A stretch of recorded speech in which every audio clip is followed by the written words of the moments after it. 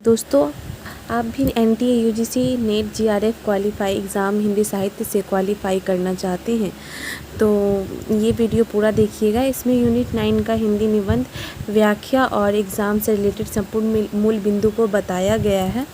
चलिए वीडियो को शुरू करते हैं। इस हिंदी निबंध में सबसे पहले हमें भारतेंदु जी का भारतवर्ष उन्नति कैसे हो सकती है ये पढ़ना है, इसलिए भारतेंदु जी के बारे में संक्षिप्त में देख लेते हैं। अब उनके निबंध की व्याख्या करते हैं। आज बड़े आनंद का दिन है कि छोटे से नगर बलिया में हम इतने मनुष्य को एक बड़े उत्साह से एक स्थान पर देखते हैं। इस अभागी आलसी देश में जो कुछ हो जाए वही बहुत है। बनारस ऐसे बड़े नगरों में जब कुछ नहीं होता तो हम यह ना कहेंगे कि बलिया में जो कुछ हमने देखा वो बहुत ही प्रशंसा के योग्य है। यहाँ पे एक छोटे से नगर बलिया की बात की जा रही है और उसकी तुलना में बनारस से की जा रही है कि छोटे से नगर बलिया में सभी लोग वहाँ पे एकत्रित हुए हैं। उनके इस भाषण को सुनने के लिए सभी लोग के अंदर इतना उत्साह है, तो वही देख के वे प्रसन्न होकर ये कहते हैं और साथ ही साथ ये भी प्रकट करते हैं इस अभागे आलसी देश में जो कुछ हो जाए वही बहुत है। तो यहाँ पे भारतीय देश को, भारतीय लोगों को आलसी देश कहाँ है उन्होंने, क्योंकि भारतीय लोग अब आलस उनके अंदर समा गया है, इस कारण वे काम से बचते रहते हैं। देश में बेरोजगारी बढ़ गई है, इसी को देखते हुए वे अभागे आलसी देश का के उन्होंने संबोधित किया है और अपना दुख प्रकट करते हुए ये कहते हैं कि बनारस ऐसे बड़े नगरों में जो कुछ नहीं होता, या न कहेंगे कि बलिया में जो कुछ हमने देखा बहुत प्रशंसा के योग्य है। तो बनारस बड़ा नगर होते हुए भी उनको खेद है कि यहाँ पे इस तरीक़ा का समारोह और इस तरह का लोगों में उत्साह देखने को नहीं मिलता है। आगे आप देखते हैं, इस उत्साह का मूल कारण जो हमने खोजा तो प्रकट हो गया कि इस देश में भाग्य से आजकल यहाँ सारा समाज एकत्र हुआ है। ये बहुत भाग्य की बात है कि यहाँ पे सभी लोग एकत्रित हुए हैं। अब इसका कारण देखिए क्या कहते हैं कि रॉबर्ट साहब बहादुर ऐसे कलेक्टर जहाँ हो वहाँ क्यों ना ऐसा समाज हो। तो रॉबर्ट साहब की प्रशंसा करते हुए जैसे उन्होंने इस निबंध में कटाक्ष व्यंग किया है अंग्रेजी शासन को लेकर, ब्रिटिश शासन को लेकर, लेकिन साथ ही साथ वे दूसरी ओर अंग्रेज़ों की परिश्रमी जो भावना है उसका आदर भी करते हैं। और यहाँ पे रॉबर्ट साहब की प्रशंसा करते हुए कहते हैं कि ऐसे कलेक्टर जहाँ हो क्यों ना ऐसा समाज हो। और रॉबर्ट साहब के नेतृत्व में जो बलिया में रहने वाले लोग हैं उनमें सभी लोगों को वो साथ लेके चलते हो और सामान लेके चलते हैं, इसलिए उन्होंने यहाँ पे ऐसा कहा है। फिर आगे देखते हैं, जिस देश और काल में ईश्वर ने अकबर को उत्पन्न किया उसी में अबुल फजल बीरबल टोडरमल को भी उत्पन्न किया। यहाँ रॉबर्ट साहब अकबर है, जो मुंशी चतुर्भुज साहब, मुंशी बिहारी लाल साहब आदि अबुल फजल और टोडरमल है। यहाँ पे जो लेखक कहते हैं रॉबर्ट साहब अकबर है, रॉबर्ट साहब को उन्होंने अकबर कहा है और साथ ही मुंशी चतुर्भुज सहाय और मुंशी बिहारी लाल को अबुल फजल और टोडरमल कहा है। हमारे हिंदुस्तानी लोग तो रेल की गाड़ी है। ये लाइन को समझिएगा। यहाँ पे कहने का मतलब यही है कि रेल की जो गाड़ी होती है उसमें कितना भी बड़ा से बड़ा फर्स्ट क्लास सेकंड क्लास जो डब्बा लगा हो, लेकिन जो रेल की गाड़ी है वो बिना इंजन के आगे नहीं बढ़ सकती। तो यही भाव से यहाँ पे कहते हैं कि यदि भी फर्स्ट क्लास सेकंड क्लास आदि गाड़ी बहुत अच्छी और बड़े बड़े महसूल की इस ट्रेन में लगी है, पर बिना इंजन सब नहीं चल सकती। तो यहाँ पे उन्होंने एक उदाहरण देने का प्रयास किया है और समझाने का प्रयास किया है कि वैसे ही हिंदुस्तानी लोगों को कोई चलाने वाला हो तो ये क्या नहीं कर सकते। मतलब हिंदुस्तानी लोगों को कोई नेतृत्व करने वाला मतलब सही राह दिखाने वाला, आगे का जो रास्ता है प्रशस्त करने वाला मतलब उनको ज़रूरत है। इनसे इतना कह दीजिए कि चुप साधी रहा बलवाना, फिर देखिए हनुमान जी को अपना बल कैसे याद आता है। यहाँ कहने का मतलब है कि जब हनुमान जी जब बालक थे तब उनको श्राप मिला था कि वे अपने बल को भूल जाएंगे, और जब याद आया तो फिर वे अपने बल को पहचान गए। तो यहाँ यही बात को कहा गया है कि सो बल कौन याद दिलाए, वो बल कौन याद दिलाएगा उनको। हिंदुस्तानी राजे महाराजे, नवाब, रईस या हाकिम, इन सब में से कौन। तो राजे महाराजे को अपनी पूजा भोजन ड्यूटी गपशप से छुट्टी नहीं, हाकिमों को कुछ तो सरकारी काम घिरे रहते हैं। कुछ बाल घुड़दौड़ थिएटर में समय लगा और कुछ समय बचा तो उनको क्या गड़ा है कि हम गरीब गंदे काले आदमियों से मिलकर अपना अनमोल समय खोवे। मतलब यहाँ कहने का मतलब ये है कि जो हकीम है वो सरकारी अंग्रेजी सरकारी कर्मचारी है, उनके पास भी समय नहीं है, और जो समय मिलता भी है उन लोगों के पास तो वे थिएटर में बिताते हैं, खर्च करते हैं। तो यहाँ पे यही कहने का तात्पर्य है कि उनके पास इतना समय नहीं, और जो समय मिलता भी है तो वो हम भारतीयों के ऊपर क्यों अपना समय व्यर्थ करेंगे। इसी पे एक शायरी यहाँ कही गई है, तुम्हें गैरों से कब फुर्सत, हम अपने गम से कब खाली, चलो बस हो चुका मिलना, ना हम खाली ना तुम खाली। अब आगे देखते हैं, 3 मेढक एक के ऊपर बैठे थे। तो 3 मेढक एक के ऊपर बैठे थे, तो यहाँ किसको संबोधित करके कहा गया है, यहाँ अंग्रेज़ों को लेकर कहा गया है कि सबसे पहले तो भारत में बाहर से जो भी आए हुए थे वे शासन किए, फिर अंग्रेजी शासन चल रहा है तो सब एक पर एक आके शासन किए जा रहा है। ऊपर वाले ने कहा कि जोक शोक, बीच वाला बोला गमसम, सबके नीचे वाला पुकारा गए हम। तो हिंदुस्तानी प्रजा की स्थिति जो है गए हम की है। पहले भी जब आर्य लोग हिंदुस्तान में आकर बसे थे, राजा और ब्राह्मणों के जिम्मे में यह काम था कि देश में नाना प्रकार की विद्या और नीति फैलावे, और अब भी ये लोग चाहे तो हिंदुस्तान प्रतिदिन क्या प्रतिक्षण बढ़े। यहाँ पे कहने का भाव यही है कि पहले भी जब भारत में दूसरे लोग आके राज्य किया तब भी राजा और महाराजा और ब्राह्मणों का ये काम था कि वे अपनी विद्या से संपूर्ण देश को जागरूक करें और नीति फैलाए। और ये अब भी अगर चाहें तो अगर ऐसा अब भी करते तो हमारे हिंदुस्तान जो है उन्नति की ओर आगे बढ़ेगा। पर इन्हीं लोगों को निकम्मेपन ने घेर रखा है। एक श्लोक यहाँ देखेंगे, वो द्वारो मतसर्गस्ता प्रभवा समरदूषिता। यहाँ पे जो ये श्लोक कहा गया है इसका जो भाव है वो यह है कि बुद्धिमान लोग ईर्ष्यापूर्ण हो गए हैं, धनवान लोग घमंडी हो गए हैं, और वे अपने ईर्ष्या एवं घमंडी मानसिकता के कारण दोषयुक्त हो चुके हैं। वे अब भूल चुके हैं। हम आगे देखते हैं, हम नहीं समझते कि इनको लाज भी क्यों नहीं आती है कि उस समय में जबकि इनके पुरखों के पास कोई भी सामान नहीं था, जो हमारे पूर्वज है उस टाइम ऐसी व्यवस्था और ऐसे अनुसंधान नहीं किए गए थे कि उसमें मतलब उन्नति की ओर आगे बढ़ सके। तब भी उन लोगों ने जंगल में पत्ते और मिट्टी की कुटियों में बैठकर बाँस की नालियों से जो तारा ग्रह आदि भेद कर उनकी गति लिखी है वह ऐसी ठीक है कि 16 लाख रुपए लागत में विलायत से जो दूरबीन बनी है उनसे उन ग्रहों को वेद करने में भी ठीक वही गति आती है। मतलब जब कुछ भी संसाधन नहीं था हमारे पास, और तब भी हमारे जो पूर्वज थे उन्होंने बहुत ऐसे अनुसंधान किए, और आज इतना पैसा खर्च करने के बाद भी ठीक वही माप मिलता है। तो हमारे पास इतना अवसर होने के बाद भी हम लोग बहुत धीमी गति से चल रहे हैं। फिर आगे देखते हैं क्या कहा गया है।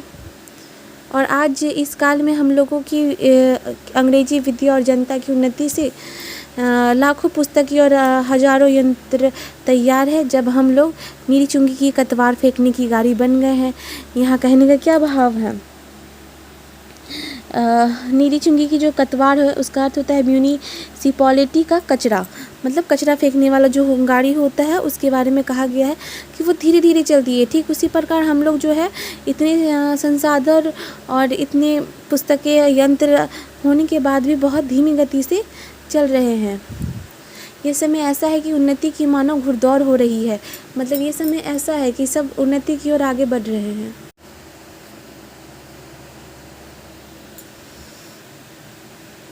घुड़दौड़ हो रही है। अमेरिकन, अंग्रेज, फ्रांसीसी आदि तुर्की, ताजी सब सरपट दौड़े जाते हैं। मतलब इन्होंने और देशों की तुलना करते हुए कहा कि वे लोग जो रेस है, जो उन्नति का रेस है उसमें दौड़े चले जा रहे हैं। सबकी जी में यही है कि पाला हम ही पहले छू लें। सब लोग यही चाहते हैं कि हम जीत लें, हम सबसे आगे बढ़ जाएं। उस समय हिंदू का टियावाड़ी खाली खड़े खड़े टाप से मिट्टी खोदते हैं, मतलब हम लोग सिर्फ उनको देख रहे हैं। हिंदुस्तानी लोग जो है उन लोगों को बस देख रहे हैं, और वो लोग जो उन्नति की रेस में भागे जा रहे हैं। अब आगे देखते क्या कहा गया, इनको औरों के को जाने दीजिए। हमारे भारतीयों का है कि वो आगे बढ़ रहे हैं, उनको आगे बढ़ने दीजिए। जापानी टटुओं को हाँफते हुए दौड़ते देखकर की भी लाज नहीं आती। यहाँ पे कहने का अर्थ यही है कि जापानी लोग जो आर्थिक स्थिति से बहुत कमज़ोर है और फिर भी उन्नति की और उन्नति के बारे में वे लोग सोच रहे हैं, और साथ ही उस रेस में भी वे लोग भाग लिए हुए हैं। तो यह उसको देखकर या ऐसा मतलब देखकर लाज भी नहीं आता हमारे मतलब खेद प्रकट करते हुए भारतीयों को लेकर इन्होंने कहा है। आगे देखते हैं, यह समय ऐसा है कि जो पीछे रह जाएगा कोटि उपाय किए भी आगे ना बढ़ सकेगा। कोटि मतलब करोड़ों, यानी बहुत करोड़ों उपाय करने के बाद भी अगर जो पीछे छूट जाएगा वो आगे नहीं बढ़ सकेगा। लूट की इस बरसात में भी जिस के सिर पर कम भक्ति का छाता और आंखों में मूर्खता की पट्टी बंधी रहे, उन पर ईश्वर का कोप ही कहना चाहिए। यहाँ पे क्या भाव है कहने का, यहाँ पे यही है कहने का भाव कि सिर पर कम भक्ति का छाता मतलब निकम्मेपन के कारण आँखों में मूर्खता की पट्टी बंधी हुई है कि हम लोग मतलब क्यों ही आगे काम के बारे में सोचे, उन्नति के बारे में सोचे। तो इस पर ईश्वर का कोप ही कहना चाहिए। फिर आगे देखते हैं, मुझको मेरे मित्रों ने कहा था कि तुम इस विषय पर आज कुछ कहो कि हिंदुस्तान की उन्नति कैसे हो सकती है। भला इस विषय पर मैं और क्या कहूँ। भागवत में एक श्लोक है, नृदेहमाघ्य सुलभम सुदुर्लभम पल्लवम सुकल्पम गरुकर्णधारणम मयानुकलेन तपः स्वतेरितम पुमान भवाविद न तरेत स आत्महत्या। ये भगवान कहते हैं। इस श्लोक को श्री भागवत गीता से लिया गया है, और इस श्लोक का जो भाव है उसमें भगवान कहते हैं कि जीवन का जो समस्त लाभ प्रदान करने वाला ये जो मानव शरीर प्रकृति के नियमों द्वारा स्वतः प्राप्त है। मतलब प्रकृति के द्वारा जो हमारा शरीर मिला हुआ है, मानव शरीर मिला हुआ है, यद्यपि वह अत्यंत दुर्लभ है, वो बहुत कठिनाइयों से मिला हुआ है। इस मानव शरीर की तुलना नाव से की जा सकती है, जिसकी मांझी गुरु यानी जो गुरु उसको चला रहा है। जो शरीर है वो नतमस्तक है, उसको चलाने वाला कौन है? मांझी, हमारा गुरु। और भगवान आदेश वे अनुकूल हवाएं हैं जो आगे बढ़ाती है। भगवान के आदेश वे बढ़ रहे हैं। इन सारे लाभों पर विचार करते हुए जो मनुष्य अपने जीवन का उपयोग संसार रूपी सागर को पार करने में नहीं करता, वह आत्मघाती है। अर्थात क्या ये कहने का मतलब कि इतना सारा कुछ मिलने के बाद भी अगर कोई मनुष्य इसका उपयोग नहीं करता तो वो एक आत्मघाती है, वो अपने द्वारा किया गया एक आत्महत्या के समान है। तो आगे देखते हैं क्या कहा गया, इस भाव का क्या मतलब है। भगवान कहते हैं कि पहले तो मनुष्य जन्म ही दुर्लभ से मिला हुआ है, ये दुर्लभ से मिला हुआ है, और उस पर गुरु की कृपा, उस पर मेरी अनुकूलता, इतना सामान पाकर भी मनुष्य संसार सागर के पार ना जाए तो उसको आत्महत्यारा कहना चाहिए। वही भाव है, वही दशा इस हिंदुस्तान की है। यहाँ पे हिंदुस्तान लोगों के बारे में उन्होंने कहा कि इतना सब कुछ मिलने के बाद, इतना अवसर मिलने के बाद भी वे लोग रुके हुए हैं, उन्नति की ओर आगे नहीं बढ़ रहे हैं। आगे देखते हैं, अंग्रेज़ों के राज्य में सब प्रकार का सामान पाकर, अवसर पाकर भी हम लोग जो इस समय उन्नति ना करें तो हमारे केवल अभाग्य और परमेश्वर का कोप है। तो यहाँ कहने का भाव यही है कि अंग्रेज़ों की उन्होंने जो वे परिश्रम करते हैं उनके स्वभाव को देखकर उन्होंने आदर भी प्रकट किया है। एक तो वे बहुत कटाक्ष व्यंग करते हैं, और साथ ही साथ उनकी जो परिश्रम शक्ति है, उनके स्वभाव को देखकर वे आदर भी करते हैं, और उस पर कहते हैं कि इतना अवसर मिलने के बाद जो हम भारतीय उन्नति ना करें वो एक आत्महत्यारा के समान है। सास और अनुमोदन से एकांत रात में सोने रंगमहल में जाकर भी बहुत दिनों से प्राण से प्यारे परदेसी पति से मिलकर छाती ठंडी करने की इच्छा भी, उसका लाज से मुँह भी ना देखे और बोले भी ना, तो उसको अभाग्य कहते हैं। यहाँ पे अभाग्य कहने का मतलब क्या है, जो यहाँ पे जो कहा गया है कि सास और अनुमति मतलब सास की अनुमति उस टाइम जो पहले के जो लोग थे वे अपने सास की अनुमति मिलने पे ही कोई भी कार्य करते थे, तो उसको परमिशन होने के बाद भी और यहाँ पे जो रंग महल कहा गया है वो भोग विलास का स्थान कहा जाता है, इसका अर्थ निकलता है। तो उसकी अनुपति पाकर भी जो वो अपने प्राण से भी प्यारे पति जो है उसकी, और उससे अब मिलकर अपनी सारी मन की इच्छा बताना चाहती है, लेकिन अपने लाज के कारण उस अपने पति का मुख भी नहीं देखती है और कुछ कहती भी नहीं है। तो उसका अभागी है, वह तो कल परदेश चला जाएगा, वो तो चला जाएगा, और जब उसके पास अवसर है तो वो अपने मन की इच्छा भी नहीं जाहिर करती है। तो आगे देखते हैं क्या कहा गया है। वैसा ही अंग्रेज़ों के राज्य में भी जो हम मेढक, काठ के उल्लू, पिंजरे के गंगाराम ही रहे तो फिर हमारी कमबख्ती फिर कमबख्ती ही है। तो कमबख्ती का अर्थ होता है अभागापन। यहाँ पे कहने का भाव यही है, ये उदाहरण उन्होंने लेखक ने इसलिए दिया है, वे ये बताना चाहते हैं कि मतलब हम लोग पिंजरे के गंगाराम ने जैसा बोल दिया वैसा रट लिया, वैसे ही बन गए हैं। और आगे देखते क्या कहा उन्होंने। बहुत लोग यहाँ कहेंगे कि हमको पेट बढ़ाने के मारे छुट्टी ही नहीं रहती, बाबा हम क्या उन्नति करें। तो यहाँ पे कहने का मतलब ये है कि बहुत लोग अपने बेरोजगारी के कारण रोजगार की प्राप्ति करना चाह रहे हैं, पेट भरने के बारे में सोच रहे हैं, लेकिन उन्नति की ओर नहीं सोचना चाहते हैं। तो आगे देखते क्या है। तुम्हारा पेट भरा है तो तुमको दून की सूझती है। तो तुम्हारा अगर पेट भरा हुआ है, तुमको रोजगार है, तो तुम्हें सुख सुविधा है, तो तुम्हें दो गुनी सूझती है। उसने एक हाथ से अपना पेट भरा तो दूसरे हाथ से उन्नति के कांटों को साफ किया। एक हाथ से अपने रोजगार मतलब अपना जीवन यापन कर रहे हैं, तो दूसरे हाथ से जो उन्नति के जो रास्ते में कांटे आते हैं उसको साफ कर रहे हैं। तो उसी पे लेखक कहते हैं क्या इंग्लैंड में किसान, खेत गाड़ी वाले, गाड़ीवान, मजदूर, कोचवान आदि नहीं है। तो इंग्लैंड का वो दूसरे देश का उदाहरण देते हुए यहाँ पे कहते हैं कि वहाँ पे ऐसे लोग नहीं हैं जो गरीब है, मजदूर है, जिन्हें अपने पेट पालने की भी सुविधा नहीं है, जो बेरोजगार है। तो यहाँ पे आगे देखते क्या ये प्रश्न करते हुए कहते हैं, या किसी देश में भी सभी पेट भरे हुए नहीं होते, किसी भी देश में सब पेट भरे हुए नहीं होते हैं। वहाँ हर जगह आर्थिक स्थिति बहुत दयनीय होती है, तो कहीं ठीक ठाक होती है।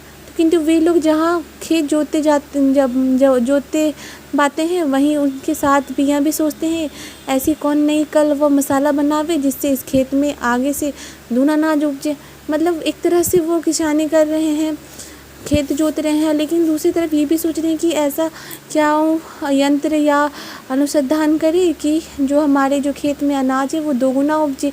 तो एक उन्नति के बारे में वे इधर सोचते भी है साथ ही साथ। आगे देखते हैं विलायत में गाड़ी के कोचवार भी अखबार पढ़ते हैं।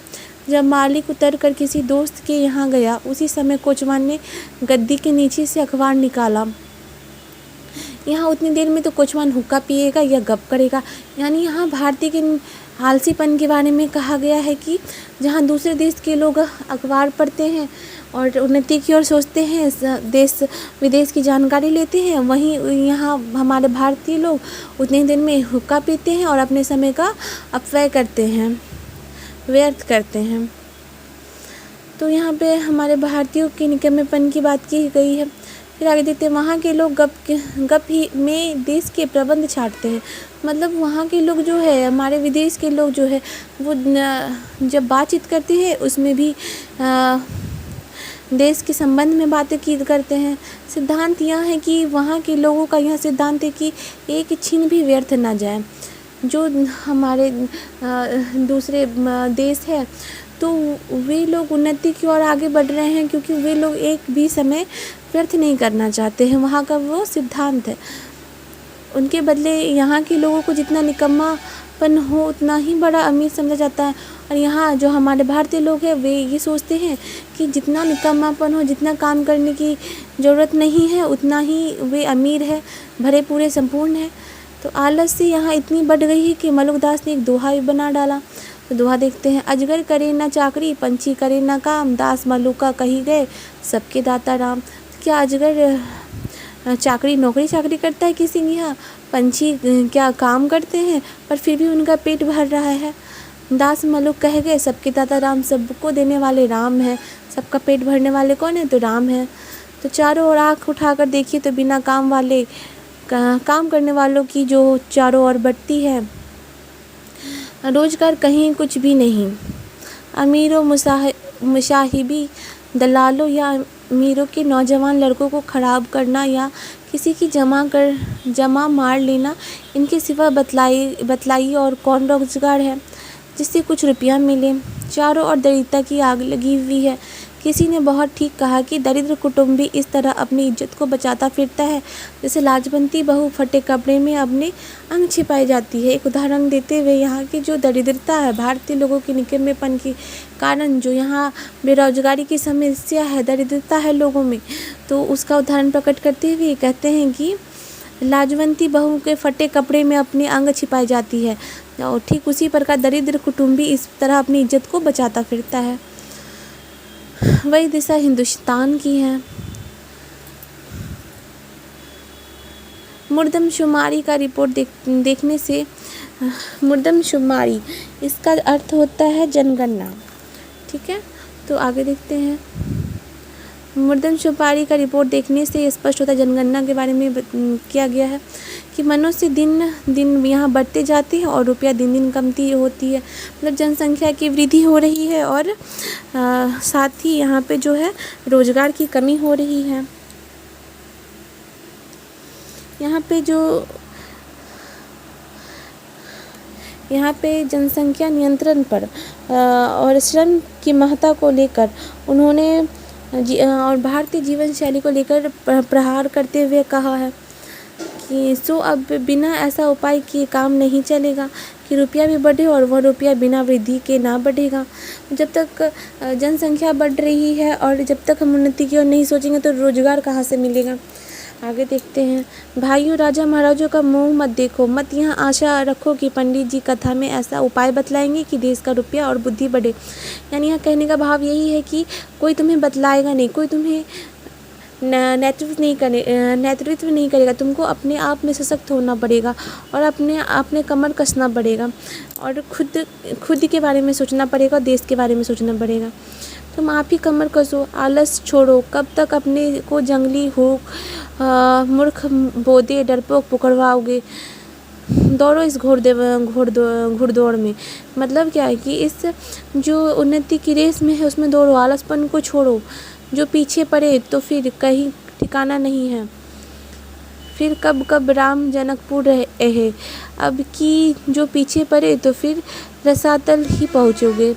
जब पृथ्वीराज की कैद कर गोर लोग ले गए, शहाबुद्दीन के भाई गयासुद्दीन ने किसी ने कहा कि वह शब्द भेदी बाण बहुत अच्छा मारता है। एक दिन सभी नियत हुई और 7 लोहे के तावे बाण से फोड़ने को रखे गए। पृथ्वीराज को लोगों ने पहले से ही अंधा कर दिया था। संकेत यह हुआ कि जब गयाबुद्दीन हूँ करे तब वे तावे पर बाण मारे। चंद कभी भी उसके साथ कैदी था। यह सामान देकर उसने यह दोहा पढ़ा, अब की जो चढ़ी कमान को जाने फिर कब चढ़े। जिन चूके चहुआज इक्के मारे इक्के सर। उसका संकेत समझकर गयासुद्दीन ने हूँ किया तो पृथ्वीराज ने उसी को बाण मार दिया। वही बात अब है। अब की चढ़ी इस समय सरकार का राज्य पाकर और उन्नति का इतना सामान पाकर भी तुम लोग अगर अपने को ना सुधारो तो तुम ही रहो। वह सुधरना भी ऐसा होना चाहिए कि सब बात से उन्नति हो। यह कहने का मतलब यही है कि एक उदाहरण देते हुए वे कहते हैं कि जब पृथ्वीराज को गयासुद्दीन और शहाबुद्दीन उसको लेकर चले गया था तो उसके पास ये मौका था, ये अवसर था। उसके आँख फोड़ दिया गया था पृथ्वीराज चौहान का। तो चंद कवि संकेत देते हुए जब कहते हैं तो वो गयासुद्दीन पे ही तीर चला देता है, उसको मार देता है। तो उसके पास ये अवसर था और उस अवसर का वो मौका उठा लेते हैं। तो ठीक उसी प्रकार जो हमारे जो ब्रिटिश शासन है उनका जो अब उनके द्वारा जो दिया गया, राज्य सरकार के द्वारा जो अवसर दिया गया, उस अवसर को पाकर हम लोग अगर उन्नति नहीं करते हैं तो यह सुधरना भी कैसा मतलब कि उन्नति नहीं करते हैं तो ये हमारा ही अभाग्य है। फिर आगे देखते हैं क्या कहा गया है।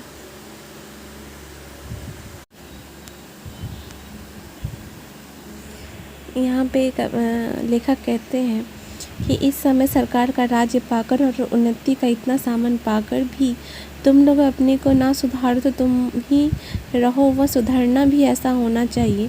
तो हमारे भारतीयों को सुधरने के बारे में वे बतलाते हुए कहते हैं कि सुधरना भी ऐसा होना चाहिए कि सब बात में उन्नति हो, धर्म में, घर में के काम में, बाहर के काम में, रोजगार में, शिष्टाचार में, चाल चलन में, शरीर में, बल में, समाज में, युवा में, वृद्ध में, स्त्री में, पुरुष में, अमीर में, गरीब में, भारतवर्ष की सब अवस्था, सब जाति, सब देश में उन्नति करो। सब ऐसी बातों को छोड़ो जो तुम्हारे इस पथ के कंटक हो, जो तुम्हारे मतलब रास्ते में बाधा बन रहे हैं, जो तुम्हारे मार्ग में कांटा के समान है, उसको हटाओ।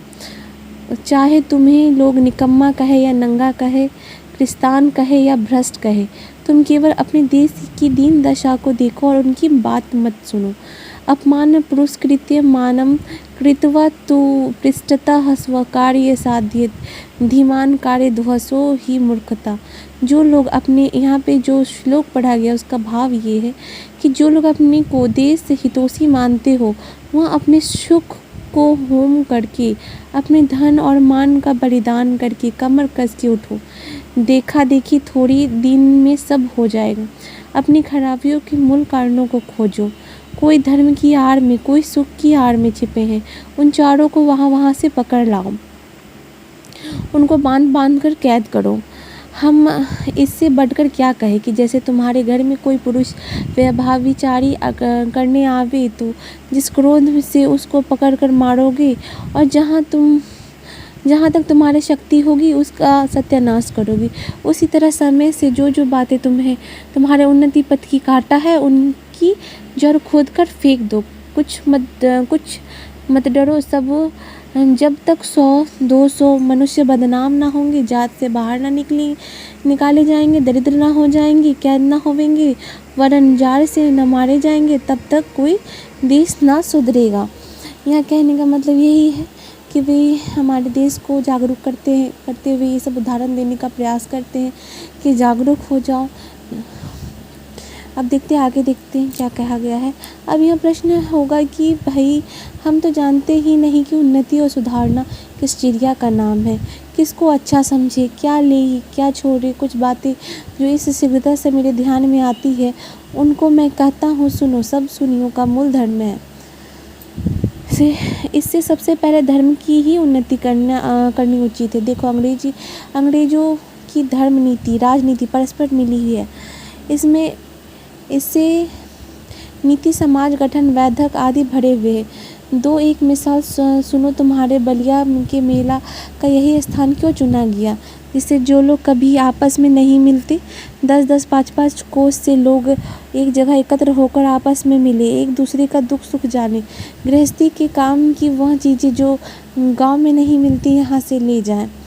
एकादशी का व्रत क्यों रखा है, जिसमें महीने में 2-1 उपवास से शरीर शुद्ध हो जाए। गंगा जी नहाने जाते हैं तो पहले पानी सिर पर चढ़ाकर तब पैर पर डालने का विधान क्यों है, जिससे तलवे से गर्मी सिर पर चढ़कर विकार न उत्पन्न करे। दिवाली इसी हेतु की, इसी बहाने साल भर में एक बार तो सफाई हो जाए। होली इसी हेतु की, बसंत की बिगड़ी हवा स्थान स्थान पर अग्नि जलने से स्वच्छ हो जाए। यही हितवाड़ी, यही तुम्हारी म्यूनिसिपैलिटी, ऐसे ही सब पर्व, सब तीर्थ, सब व्रत आदि में कोई हिकमत है। यहाँ पे राजनीति और धर्म जो अंग्रेजों ने लेकर साथ चला था, वहाँ पे एक उदाहरण स्पष्ट करते हुए यहाँ पे कहा गया है कि दोनों को साथ लेके चलना चाहिए। उन दोनों को साथ लेके चलो। हमारे जो धर्म है और ये सब जो त्यौहार है तो उसका अर्थ समझाते हुए कहते हैं उन लोगों ने धर्म नीति और समाज नीति दूध पानी की भांति मिला दिया है। खराबी जो बीच में हुई है वो यह है कि उन लोगों ने ये धर्म क्यों मानने लिखे थे, इसका लोगों ने मतलब नहीं समझा और इस बातों को वास्तविक धर्म मान लिया। भाइयों, वास्तविक धर्म तो केवल परमेश्वर का चरण कमल का भजन है। यहाँ से एक प्रश्न यूजीसी नेट में पूछा गया था कि भारतीय हिंदू ने वास्तविक धर्म किसको माना है भारतवर्ष उन्नति में। तो वास्तविक धर्म तो केवल परमेश्वर के चरण कमल का भजन है।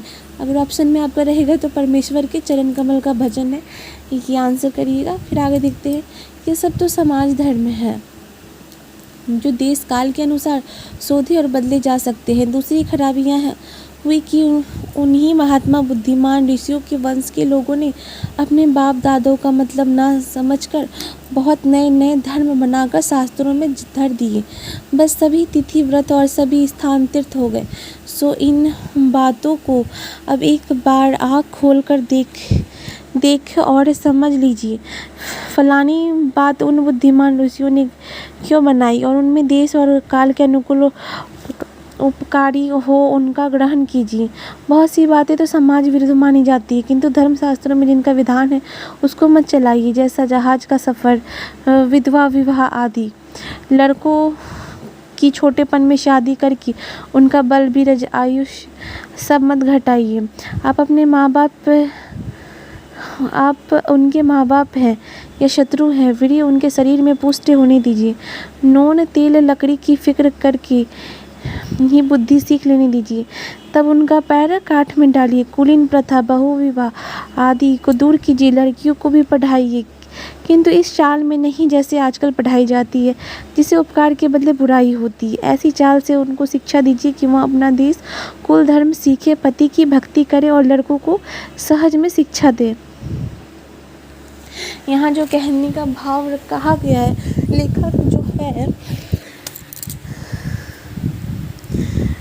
लेखक जो है यहाँ पे भारतीय समाज की रूढ़ियों, गलत जीवन शैली पर प्रहार किया है।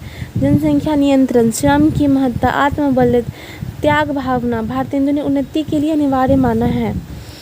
यहाँ पे उन्होंने जो रूढ़िपन है, जो बाल विवाह है, उस पर भी कटाक्ष व्यंग किया है उन्होंने।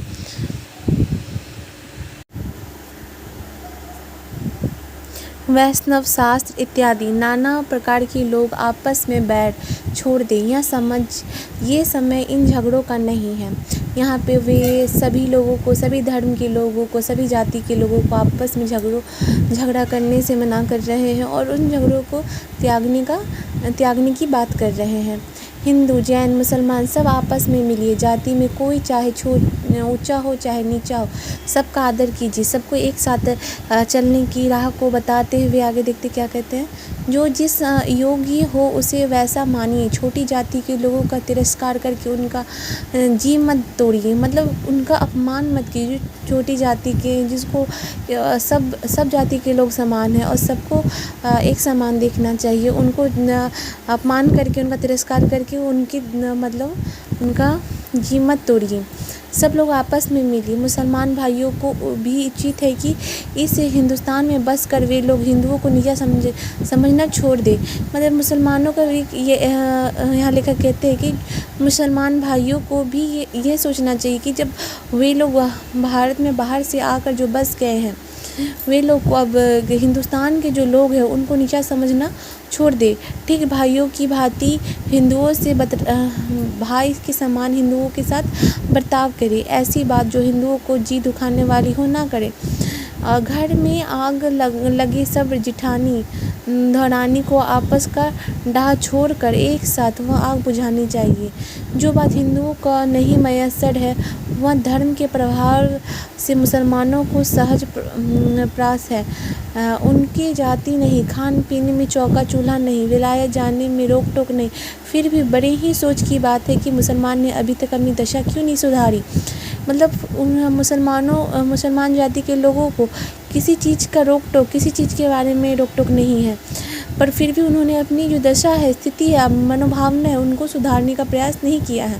अभी तक बहुतों को यही ज्ञात है कि दिल्ली लखनऊ की बादशाह कायम है। अभी बहुत लोगों को ये लग रहा है कि दिल्ली में, लखनऊ में बादशाहत कायम है। यारों वे दिन गए, अब आलस और हट धर्मी यह सब छोड़ दो। अब भी धर्म प्रथा आलसपन को छोड़ो। चलो हिंदुओं के साथ तुम भी दौड़ो, एक एक दो होके, मतलब तुम लोग सभी लोग एक साथ मिलके उन्नति की ओर दौड़ो। पुरानी बातें दूर करो, मीर हसन इधर सबा पढ़ाकर छोटेपन की ही से लड़कों का सत्यानाश मत करो। मतलब ये सब पढ़ाकर बच्चों के मन में इस तरीके की भावना को मत पैदा करो। संभालना नहीं है कि पढ़ी पारसी चुस्त कपड़ा पहनना और गज़ल्स गुनगुनाए। शौक तिल्फी से मुझे गुल की जो दीदार का था, ना किया हमने गुलसिता का सबक याद कभी। भला सोचो, इस हालत में बड़े होने पर वे लड़के क्यों ना बिगड़ेंगे। अपने लड़कों को ऐसी किताबें छूने भी मत दो।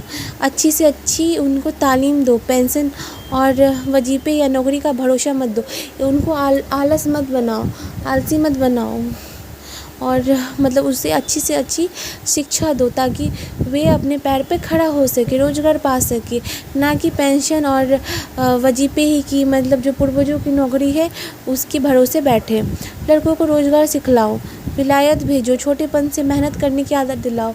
बचपन से उन्हें मेहनती बनाओ, ना कि आलसी बनाओ। 100 महलों की लाड़ प्यार, दुनिया से बेखबर रहने की राह मत दिखलाओ। उसे अपने इस दुनिया से अवगत करवाओ। कहने का मतलब ये, भाई हिंदू हो तुम भी, मत मंताड़ों का आगड़ा छोड़ो। आपस में प्रेम बढ़ाओ, इस मंत्र का जाप करो। जो हिंदुस्तानी में रहे, चाहे किसी जाति किसी रंग का क्यों ना हो, वह हिंदू है। जो भी लोग हैं हिंदुओं को, यहाँ लेखक ने कहा है कि जो भी लोग हिंदुस्तान में रहे, चाहे किसी भी जाति के, वे हिंदू ही हैं। हिंदू की सहायता करो। बंगाली, मराठ, पंजाब, मदर, शाही, वैदिक, जैन, ब्राह्मणों, मुसलमानों सब एक साथ हेकर पकड़ो। धर्म प्रथा, जाति प्रथा को छोड़ो। कहने का भाव ये है, कारीगरी जिसने तुम्हारे यहाँ बढ़े, तुम्हारा रुपया तुम्हारे देश में ही रहे। मतलब यहाँ पे उन्होंने कहा है कि अपने देश पे ध्यान दो और औद्योगिकरण पे ध्यान दो। न कि जैसे अंग्रेज यहाँ के माल, कच्चे माल को विदेश में लेके जाके बेचते थे सस्ते दामों पे, और वहाँ के चीज़ों को यहाँ लाकर महंगे बेचते थे। तो ये औद्योगिकरण का जो ह्रास हो रहा था उस पे ध्यान दो। अपने उन्नति की ओर आगे बढ़ो, रोज़गार बढ़ाओ। जैसे हजार धारा होकर गंगा समुद्र में मिली है, वैसे ही तुम्हारी लक्ष्मी हजार तरह से इंग्लैंड, फारसी, जर्मनी, अमेरिका को जाती है। मतलब हमारे देश का जो धन है दूसरे देशों में जा रहा है, हमारे देश का जो रोज़गार है दूसरी जगह। हमारा जो भारत देश है सभी चीज़ों से संपूर्ण भरा पड़ा है। आगे देखते हैं क्या कहा गया है। दियासलाई ऐसी तुच्छ वस्तु भी वहीं से आती है। जरा अपने ही को देखो। तुम जिस मार्किन की धोती पहनते हो वो अमेरिका की बनी है। जिस लकलाट का तुम्हारा अंगा है वह इंग्लैंड का है। फारसीसी की बनी कंघी से तुम सिर झाड़ते हो और जर्मनी की बनी चरबी की बत्ती तुम्हारे सामने जल रही है। यह तो वही मसल हुई कि बेफिक्रे मंगती का कपड़ा पहन कर किसी ने महफिल में गए। कपड़े को पहचान कर एक ने कहा, अजी अंगा तो फलाने का है। दूसरा बोला, जी टोपी तो फलाने की है। तो उनसे हंसकर जवाब दिया कि घर की तो ही मूछें हैं। हाय अफसोस, तो तुम ऐसे हो गए कि अपने निज की काम की वस्तु भी नहीं बना सकते। भाइयों, अब तो नींद से जागो, अपने देश की सब प्रकार की उन्नति करो जिससे तुम्हारी भलाई हो। वैसे ही किताब पढ़ो, वैसे ही खेल खेलो, वैसे बातचीत करो। परदेसी वस्तु और परदेसी भाषाओं का भरोसा मत रखो, अपनी भाषा में उन्नति करो। व्याख्या तो हम लोगों ने देख लिया और अब एग्ज़ाम को लेकर कुछ महत्वपूर्ण बिंदु को देख लेते हैं, जिस प्रकार दिख रहा होगा वीडियो में। इस वीडियो से आपको कोई भी जानकारी या मदद मिली हो तो प्लीज़ लाइक करें, सब्सक्राइब करें। मिलते हैं एग्ज़ाम से रिलेटेड नेक्स्ट वीडियो में। Thank you.